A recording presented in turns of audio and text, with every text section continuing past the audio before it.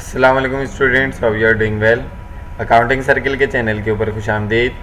Student, जैसा कि आपको मालूम है कि हमारा बैंक रिकन्सिलेशन स्टेटमेंट का चैप्टर चल रहा था, जो कि फर्स्ट ईयर और बीकॉम जिसको आप एडीसी कहा जाता है उसके लिए इम्पोर्टेंट चैप्टर है और इसका सवाल हर साल आपसे पूछा जाता है। आज के लेक्चर के अंदर जो हम ईयर कवर करने वाले हैं वो है 1997 regular and private question number 1 first year accounting का। ठीक है जी।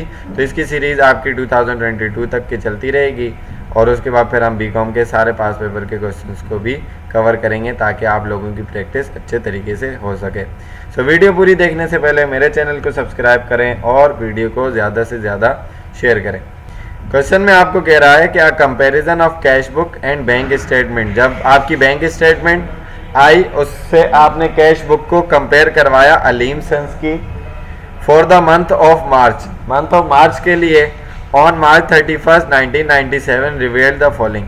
आपके पास क्या बैलेंसेज आए? Balance as per cash book जो कि आपकी कैश बुक का बैंक का कॉलम था उसके हिसाब से 42,500 आया। Balance as per bank statement 37,758 आया। और उसके बाद बाकी जो डिस्क्रिपेंसीज हैं उसको हम देखेंगे। वो आपको कह रहा है कि आपने बैंक रिकन्सिलेशन स्टेटमेंट बनानी है एज ऑन मार्च 31 1997 और नेसेसरी एडजस्टिंग एंट्रीज बनानी है in the journal of Aleem sons. ठीक है जी। तो चलते हैं अपने सॉल्यूशन की तरफ। आपको कह रहे हैं कि Aleem sons bank reconciliation statement for the month of March 31 1997। Format आपका पर्टिकुलर कैश बुक पासबुक जिसको आप बैंक स्टेटमेंट कहते हैं। Balance as per cash book आपका 42,500 था और balance as per bank statement 37,758 था। ये तो आपने लिख लिए बैलेंसेज। ठीक हो गया। उसके बाद आपके पास जो समझने वाली बातें हैं कि ये डिफरेंस क्यों आया, उसमें सबसे पहली चीज़ cheque deposited on 31 March. Month की बिल्कुल लास्ट डेट को आपने एक चेक डिपॉजिट करवाया 1997 not shown in bank statement जिसकी अमाउंट कितनी थी 6,244। तो लास्ट डे आपने डिपॉजिट करवाया जिसकी वजह से उस स्टेटमेंट में शो नहीं हुआ क्योंकि तब तक वो क्लोज हो चुकी थी। तो इसको आप late deposit, last day deposit या deposit not shown in bank statement भी लिख सकते हैं क्योंकि आपने डिपॉजिट करवाया, आपके पास तो रिकॉर्डेड होगा, बैंक स्टेटमेंट में शो नहीं हुआ। तो अब आप ठीक करने के लिए, करेक्ट करने के लिए बैंक स्टेटमेंट यानी कि पासबुक में शो करवाएंगे और डिपॉजिट करवाया है तो आप इसको ऐड करवाएंगे। उसके बाद फोर्थ में आपको कह रहा है कि interest credited by bank. Interest credit किया बैंक ने 167 रुपीज़ से, not recorded in the cash book में रिकॉर्डेड नहीं है। तो पहली बात तो ये कि रिकॉर्ड करेंगे हम कैश बुक में। क्रेडिटेड का माना क्या हुआ कि ऐड करेंगे या हम लेस करेंगे।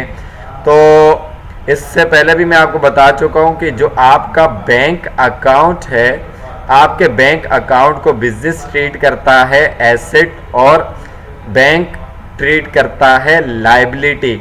बैंक जब भी आपके अकाउंट को बढ़ाएगा तो क्रेडिट करेगा और जब भी कम करेगा तो डेबिट करेगा। इट मीन्स कि उसने बढ़ाया है, आपको इंटरेस्ट दिया है, तो आप इसको अपने पास क्या करेंगे? ऐड करवाएंगे। Add interest credited by bank by ₹167। ठीक हो गया। उसके बाद वो क्या कह रहे हैं कि bank service charges shown in the bank statement. Bank statement में 14 रुपये के 14 रुपीज़ के बैंक सर्विस चार्जेस शो किए गए हैं। इसका मतलब आपके पास रिकॉर्डेड नहीं है, चार्जेस हैं, आपके अकाउंट से काटे हैं, तो आप इसको अपने पास से कैश बुक के बैंक कॉलम से क्या कर दोगे? लेस कर दोगे बैंक सर्विस चार्जेस के नाम से। ठीक हो गया। उसके बाद वो आपको कह रहा है, बहुत सिंपल सा क्वेश्चन है, चेक डिसऑनर कर दिया या रिजेक्ट कर दिया या रिटर्न कर दिया, बाउंस कर दिया by bank, not recorded in the cash book में रिकॉर्ड नहीं है 700 रुपीज़ का। तो किसी कस्टमर का चेक आपने डिपॉजिट करवाया होगा, जब आपने रिसीव किया होगा तो आपने अपने पास कैश बुक में उसको ऐड करवाया होगा। जब आपने उसकी क्लियरेंस के लिए उसको भेजा बैंक में तो बैंक ने उसको रिटर्न कर दिया। इसका मतलब कि बैंक स्टेटमेंट में तो वो रिकॉर्डेड ही नहीं है, वो चेक वापस आ चुका है। ठीक है ना, तो रिकॉर्ड ही नहीं है। तो उसने जब रिटर्न कर दिया, डिसऑनर कर दिया, तो आपने जो प्लस करवाया था वो आप अपने पास इसको क्या करवा दोगे? माइनस करवा दोगे 700 रुपीज़ से लेस डिसऑनर्ड चेक। ठीक हो गया। उसके बाद आपके पास लास्ट जो है वो है आउटस्टैंडिंग चेक। दो चेक हैं, एक चेक नंबर है 0432 जिसकी अमाउंट है 964 और दूसरे 0435 जिसकी अमाउंट है 1085 आउटस्टैंडिंग जो कि अनपेड चेक हैं। आपने चेक इशू किया जब आपने चेक इशू किया तो आपने कैश बुक की पेमेंट साइड पे इन दोनों चेक्स को रिकॉर्ड कर दिया और दोनों को माइनस करवा दिया।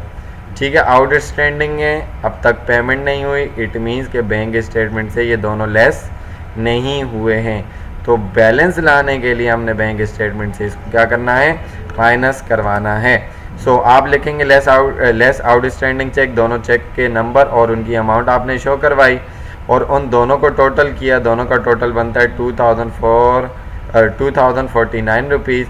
तो ये आपने पासबुक में लिख दिया। आपने टोटल किया तो आपका एडजस्टेड बैलेंस कैश बुक का कितना आ गया 41,953 और पासबुक का बैलेंस भी आ गया 41,953। उसके बाद उसने एंट्रीज बनाने को बोला Aleem sons journal for the month of March 31, 1997। So इससे पहले भी मैं आपको बता चुका हूँ कि आपकी बैलेंसेस की एंट्री नहीं बनती तो इस अमाउंट की एंट्री नहीं बनाएंगे। इसी तरीके से पासबुक की एंट्री भी नहीं बनाएंगे और बैंक स्टेटमेंट के अंदर या पासबुक के अंदर जो भी चीज़ ऐड लेस होगी उसकी एंट्री भी नहीं बनेगी। तो जो चीज़ें बैलेंस के अलावा आपके कैश बुक में ऐड लेस होंगी उसी की बनेगी। तो ऐड आपके पास एक ही चीज़ हो रही है और दो चीज़ें लेस हो रही हैं। तो लेस हो रही हैं इसका मतलब ये दोनों आपके एक्सपेंसेस हैं, एक बैंक सर्विस चार्जेस एक्सपेंस बड़ा डेबिट और डिसऑनर चेक जिसकी वजह से आपका अकाउंट रिसीवेबल कलेक्ट नहीं हुआ और बैंक आपका कम हो गया। तो ये 714 से to adjust service charges and dishonour cheque और 167 रुपीज़ से आपका बैंक बढ़ गया क्योंकि इंटरेस्ट उसने क्रेडिट के, इंटरेस्ट आपके लिए इनकम है, इनकम बढ़ती है तो क्रेडिट, बैंक आपका बढ़ा दिया, एसेट बढ़ता है तो डेबिट 167 रुपीज़ से to adjust interest credited by bank से आपकी नरेशन हो जाएगी। सो आई होप कि ये सिंपल सा क्वेश्चन आपको अच्छे तरीके से समझ में आया होगा। अगर इसके अंदर आपको कोई भी किसी भी किस्म की कन्फ्यूजन होती है तो आप कमेंट सेक्शन में क्वेश्चन करके पूछ सकते हैं।